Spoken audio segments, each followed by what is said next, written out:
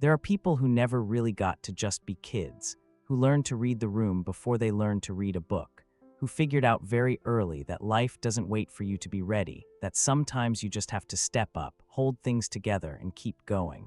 Maybe that was you. And if it was, you've probably heard some version of "you were always so mature for your age," said like a compliment, but leaving something strange underneath it. Because maturity that comes too soon doesn't always feel like a gift.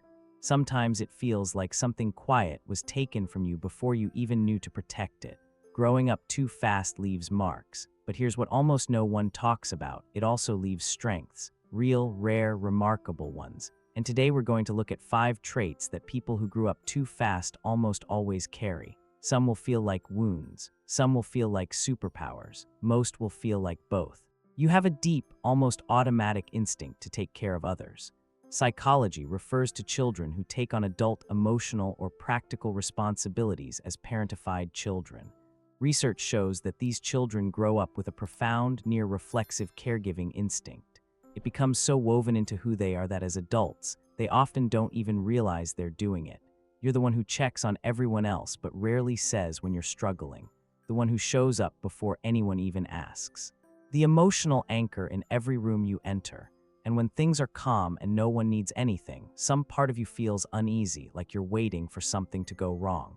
Here's the reframe. The care you give is genuine and it matters, but it was built in an environment that didn't always make space for your needs to matter equally. You learned to give. Now the work is learning to receive. Turning that same care inward isn't selfish. It's overdue. Trait number 2. You find it genuinely hard to ask for help. When you spent your early years being the capable one, you learned something very specific about the world.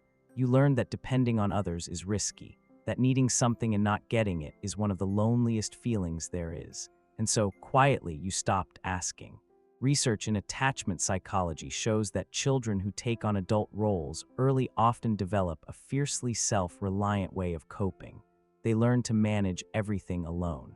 And that self-sufficiency looks like strength from the outside, and in many ways truly is, but it also builds an invisible wall between them and real closeness. As an adult, this looks like always being fine, feeling uncomfortable when someone offers help, having trouble letting relationships get genuinely close because closeness requires vulnerability and vulnerability never felt safe. The reframe is this: your independence is hard-won and real. But it was built for a world where leaning on others wasn't available. That world doesn't have to set the rules anymore. You are allowed to let people in not because you need rescuing, but because being truly known by someone is something you deserve. Trait number 3. You carry a quiet, persistent sense that something is about to go wrong. This is the one that's hardest to explain to people who don't have it. Things are going well, and instead of relaxing, you feel on edge. A relationship is stable, but you're quietly waiting for it to break. Everything is fine, but some part of you is always preparing for when it isn't. Psychology shows that children who grew up in unpredictable or stressful environments develop a hypervigilant nervous system. Staying alert made sense. Noticing warning signs early, never getting too comfortable, always being ready. These were genuinely smart strategies for a child navigating an unstable world. The problem is the nervous system doesn't automatically update when life gets safer. So you carry that alertness into adulthood, into quiet evenings and stable relationships, even when there is genuinely nothing to fear. Here's what matters. Your anxiety is not irrational and it is not a flaw. It was an intelligent response to the world you grew up in. It protected you, but you are not that child anymore, and the vigilance that once kept you safe is now costing you peace. Recognizing where it came from is the beginning of slowly, gently learning to set it down. Trait number 4. You have a complicated relationship with rest. Ask someone who grew up too fast what they do to relax and watch how long it takes them to answer. Or notice how even their rest tends to look productive. A vacation that was mostly about seeing everything. A weekend that still somehow had a to-do list. Stillness that quietly feels like laziness. Research in developmental psychology shows that play is not optional for children. It is a fundamental developmental need. When children are pulled into adult responsibilities too early, this stage gets cut short.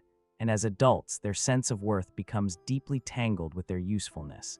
Being busy feels safe. Being needed feels like enough of a reason to exist, but doing something purely for joy with no output or point that can feel almost foreign.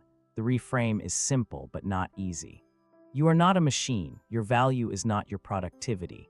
Rest is not a reward you have to earn. It is something your mind and body genuinely need. Learning to play again, to enjoy things that serve no purpose except that they feel good, is not a step backward. It is something that was taken from you too soon, and you are allowed to take it back. Trait number 5. You hold yourself to a standard of strength that leaves very little room for being human. When you spent your formative years being the capable one, the one who didn't fall apart, who kept things running, who handled it, you built an identity around that capability. And while that identity is genuinely part of you, it can harden into something that becomes painful to live inside. Psychology shows that people who took on adult roles as children often develop deep shame around struggle. They apologize for needing things. They find it almost impossible to admit when something is too much. Because for a long time, falling apart wasn't something they could afford. Research on vulnerability consistently shows that the inability to tolerate our own imperfection doesn't make us stronger. It actually cuts us off from the things that make life feel most meaningful: real connection, real rest, real joy. All of those things require being willing to be seen as uncertain, unfinished, and human. Here's what I want you to hear. The strength you built was real. What you carried remarkably.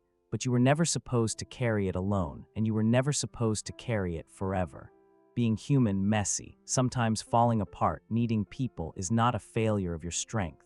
It is the fullest expression of it. Here's what I want you to take away from all of this. Growing up too fast shaped you in ways that are genuinely extraordinary. Your empathy, your resilience, your ability to hold things together under pressure, these are real and they matter. But so do the quieter costs. The hypervigilance, the exhaustion, the child who deserved more softness and more time. Understanding these patterns isn't about blaming your past. It's about finally seeing clearly, looking at certain habits and fears and saying, I know where that came from, and now I get to decide what I want to do with it.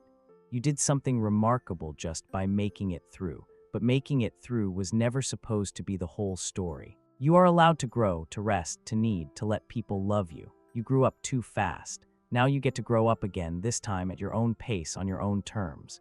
If this video moved you or made you feel seen, please subscribe.